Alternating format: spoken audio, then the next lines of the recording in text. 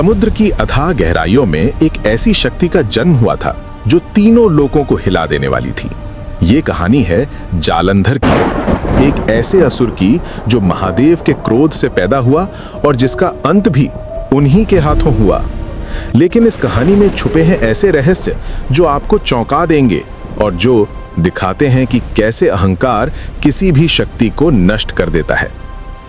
बात उस समय की है जब इंद्र का अहंकार आसमान छू रहा था। देवराज इंद्र अपनी शक्ति के नशे में चूर होकर भूल गए थे कि उनसे भी बड़ी शक्तियां इस ब्रह्मांड में मौजूद हैं। उनका घमंड इतना बढ़ गया कि वे खुद को सबसे महान समझने लगे थे। जब इंद्र ने महादेव का अपमान किया तो शिव जी के नेत्र क्रोध से लाल हो गए। उनके तीसरे नेत्र से निकली क्रोधाग्नि इतनी भयंकर थी कि पूरा ब्रह्मांड कांप उठा। ये अग्नि इतनी तेज थी कि देवता भी डर गए। ब्रह्मा जी घबराकर महादेव के पास पहुंचे और हाथ जोड़कर विनती करने लगे। उन्होंने कहा कि इस क्रोधाग्नि से पूरा संसार जल जाएगा और सभी जीव नष्ट हो जाएंगे। महादेव ने अपनी क्रोधाग्नि को समुद्र में फेंक दिया। जैसे ही ये अग्नि समुद्र के ठंडे जल से मिली, एक अद्भुत घटना घटी। समुद्र के गर्भ से एक शिशु का जन्म हुआ।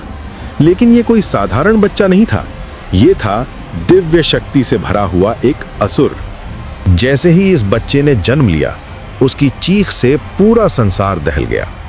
पहाड़ हिलने लगे, समुद्र में तूफान आ गया और आकाश में बिजली चमकने लगी। ये था जालंधर, जो महादेव के क्रोध से जन्मा था। ब्रह्मा जी ने देखा कि ये बच्चा जन्म लेते ही युवा हो गया है और अपार शक्ति से भरपूर है। उसकी आंखों में तेज था और शरीर में अदम्य बल था। उन्होंने जालंधर को वरदान दिया कि कोई भी देवता उसे पराजित नहीं कर सकेगा, केवल महादेव ही उसका संहार कर सकते हैं। समय बीतने के साथ जालंधर की शक्ति बढ़ती गई। उसने कालनेमी की पुत्री वृंदा से विवाह किया। वृंदा एक पतिव्रता स्त्री थी जिसकी भक्ति और पवित्रता अतुलनीय थी। उसका पतिव्रत धर्म इतना मजबूत था कि उसकी शक्ति से जालंधर और भी शक्तिशाली हो गया। वृंदा की पवित्रता एक कवच की तरह जालंधर की रक्षा करती थी। अब वह वास्तव में अजेय था और कोई भी हथियार उसे हानि नहीं पहुंचा सकता था। शक्ति का नशा जालंधर के सिर चढ़कर बोलने लगा। उसने सबसे पहले इंद्र को चुनौती दी और उन्हें बुरी तरह पराजित किया। इंद्र की सारी शक्ति जालंधर के सामने कुछ भी नहीं थी। फिर उसकी नजर भगवान विष्णु पर पड़ी। जब विष्णु जी ने उसे समझाने की कोशिश की कि वे दोनों भाई हैं क्योंकि दोनों का जन्म जल से हुआ है, तो जालंधर ने घमंड से कहा कि वह तीनों लोगों का स्वामी है और कोई उससे बड़ा नहीं है। उसका अहंकार इतना बढ़ गया था कि वह अपने ही जन्मदाता को भी चुनौती देने लगा था।